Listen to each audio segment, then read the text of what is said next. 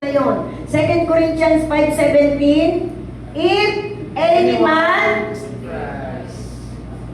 is in Christ, he is a new Creation.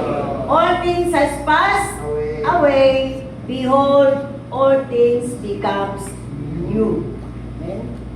Ulitin po natin, sabi roon, if any man be in Christ, kapag tayo ay na kay Kristo, tinanggap natin si Kristo sa ating buhay, yung mga pangit sa buhay natin, yung lumang pagkatao natin, yung dati nating pagkatao, tayo ay basakulero, tayo ay manginginom, tayo chismosa, tayo ay nakikipag-away, ano po, yan po'y naaalis, nalilinis ng Panginoon at bibigyan tayo ng bagong pagkatao. Kaya yung iba nagtataka, uy, ano nga kain mo? Ba't ikaw nag-iba na ngayon?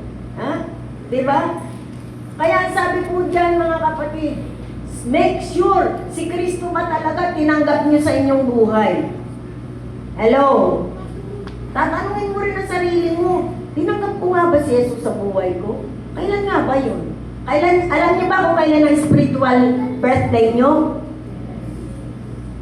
Alam niyo po ba? Kailan yung spiritual birthday mo? Baka pati spiritual birthday mo, hindi mo alam eh. Ako alam ko eh. February 1981. 21, kung ako nagkakamali. 21, 1981. Yung po yung spirit. At nabautismuhan po ako sa speaking in tongues, May 1982. Doon sa